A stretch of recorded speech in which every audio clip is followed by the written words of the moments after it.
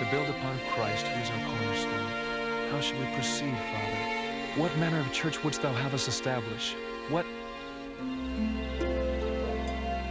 Then, in the spring of 1830, Joseph received important instructions from the Lord concerning the manner in which the church was to be organized. Joseph was also told on which date the meeting to organize the church was to be held.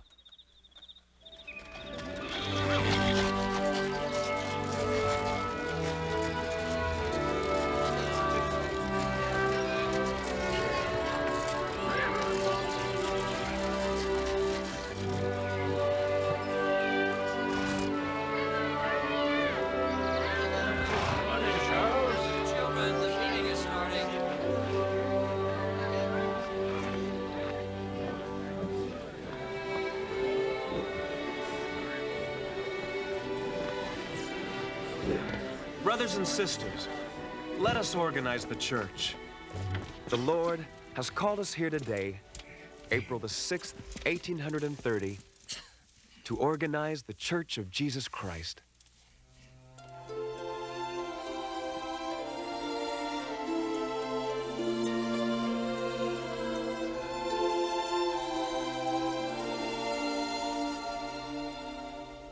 The meeting opened with solemn prayer, and the assembled brethren were then asked to accept Joseph and Oliver by common consent as their spiritual leaders.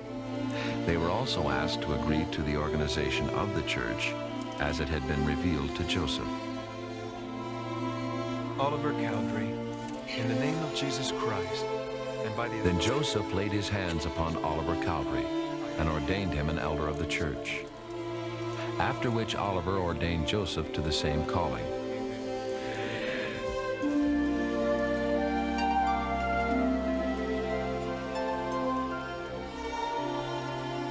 In accordance with the laws of the state of New York, the church was organized with 6 original members.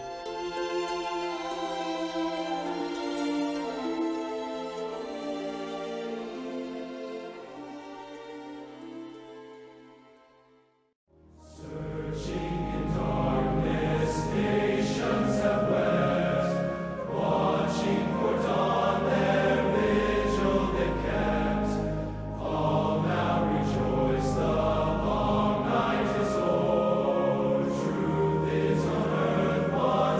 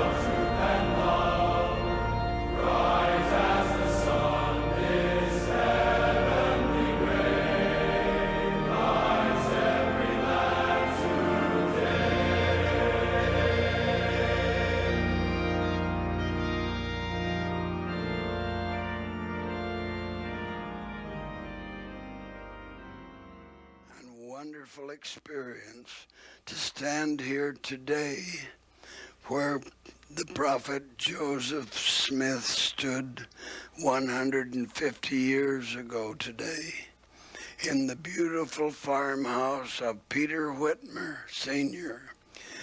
It has been faithfully restored, where we're assembled a small group to formally organize the Church of Jesus Christ of Latter-day Saints.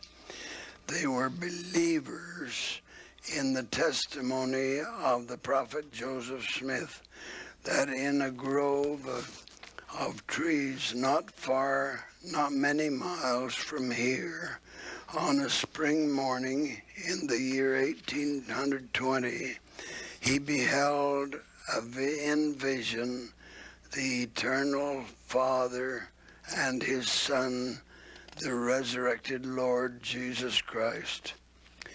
There followed in intervening years visitations of other resurrected beings from the soil of Comora's Hill, a few miles west of here. Joseph obtained from the angel Moroni the records of a people who anciently inhabited this land, and through the gift and power of God, he translated that record, now known as the Book of Mormon. A substantial part of that work of translation was accomplished in this very Whitmer home.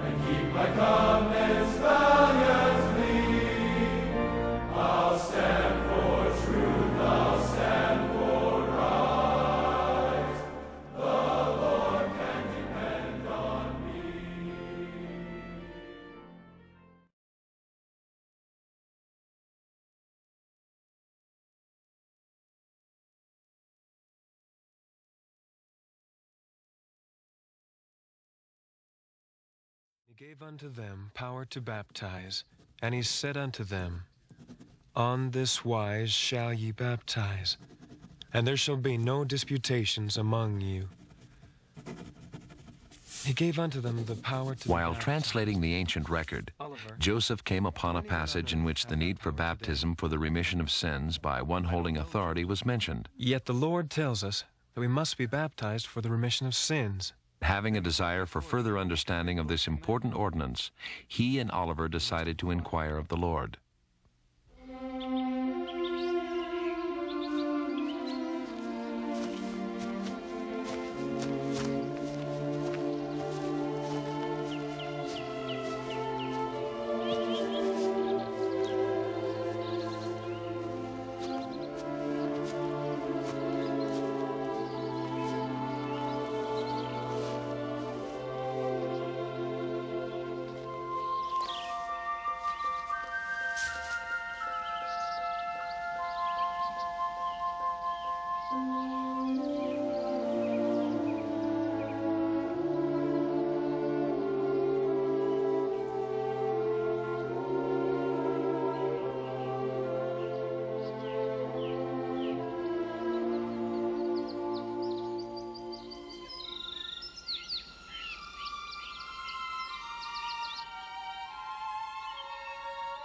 While we were thus employed, praying and calling upon the Lord, a messenger from heaven descended in a cloud of light.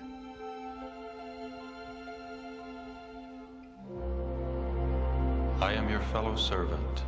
My name is John, the same that is called John the Baptist in the New Testament.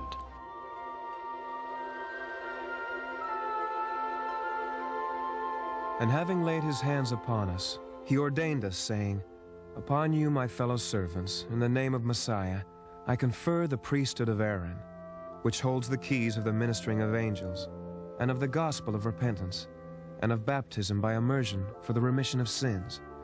And this shall never be taken again from the earth, until the sons of Levi do offer again an offering unto the Lord in righteousness.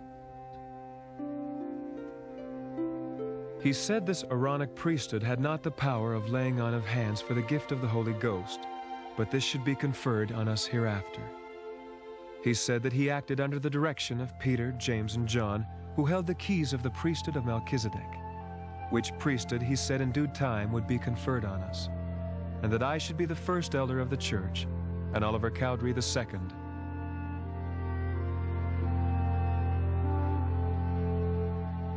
And he commanded us to go and be baptized, and gave us directions that I should baptize Oliver Cowdery, and that afterwards he should baptize me.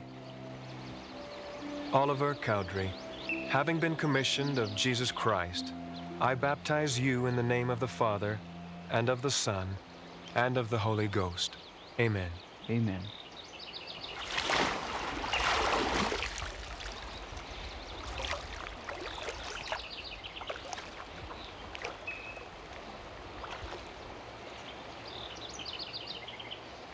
Joseph Smith, Jr., having been commissioned of Jesus Christ, I baptize you in the name of the Father, and of the Son, and of the Holy Ghost. Amen.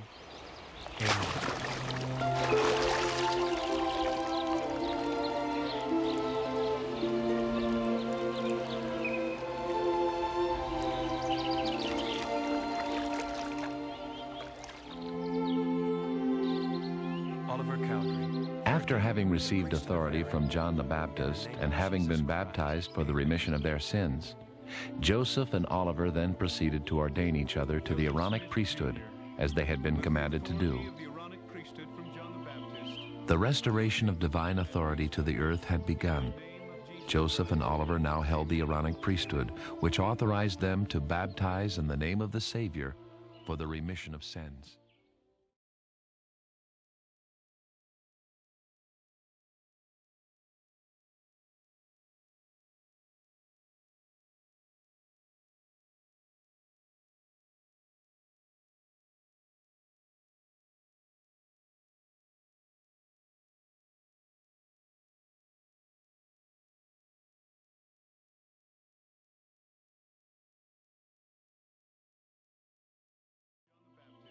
The restoration of divine authority to the earth had begun.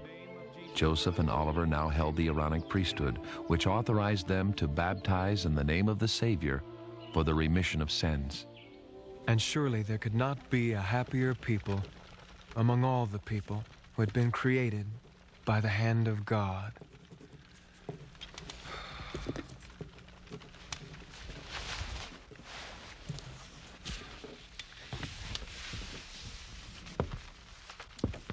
They resumed their work of translation and patiently awaited the bestowal of the higher or Melchizedek priesthood.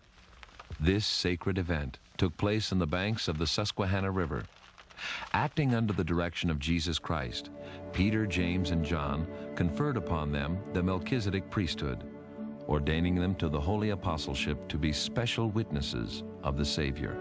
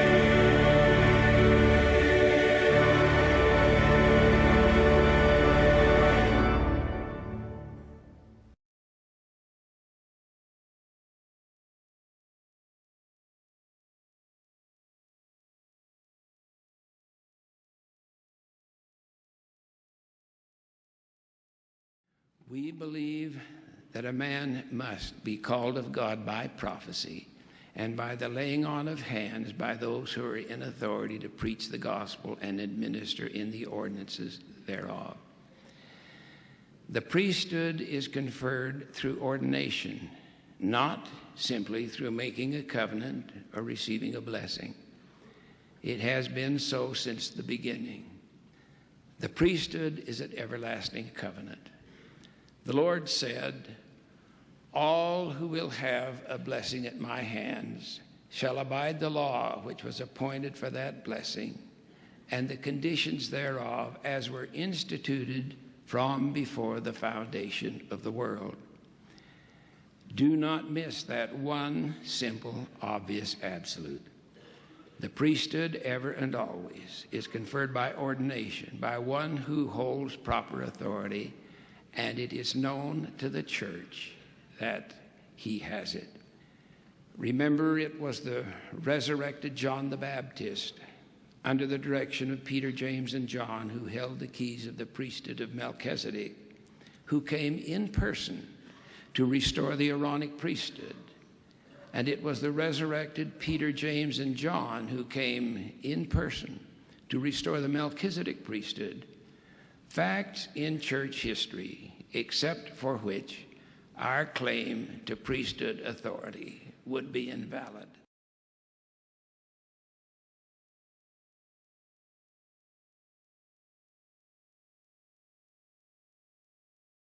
When I served as a mission president in Canada, good heavens, more than 50 years ago, one young missionary who came from a small rural community marveled at the size of Toronto. He was short in stature, but tall in testimony. Long after his arrival, together with his companion, he called it the home of Elmer Pollard in Oshawa, Ontario, Canada, feeling sorry for the young man who, during a blinding blizzard, were going house to house. Mr. Pollard invited the missionaries into his home. They presented to him their message. He did not catch the spirit. In due time, he asked that they leave and not return. His last words to the elders as they departed his front porch were spoken in derision, and I quote them. "You can't tell me you actually believe Joseph Smith was a prophet of God." The door was shut.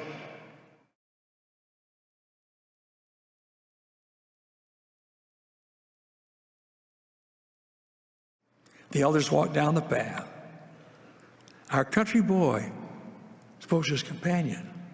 "Elder, we didn't respond to Mr. Pollard. He said we didn't believe Joseph Smith was a true prophet. Let's return and bear our testimonies to him."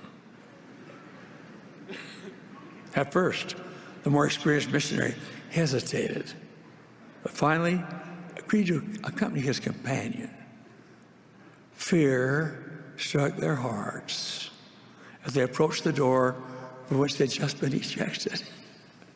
They knocked, confronted Mr. Pollard, spent an agonizing moment, and then with power born of the Spirit, our inexperienced missionary spoke. "Mr. Pollard, you said we didn't really believe Joseph Smith was a prophet of God. I testify to you that Joseph was a prophet. He did translate the Book of Mormon. He saw God the Father and Jesus the Son. I know it." Sometime later, Mr. Pollard, now Brother Pollard, stood in a priesthood meeting and declared, "That night I could not sleep. Resounding in my ears, I heard the words, 'Joseph Smith was a prophet of God. I know it. I know it. I know it.'" The next day I telephoned the missionaries and asked them to return.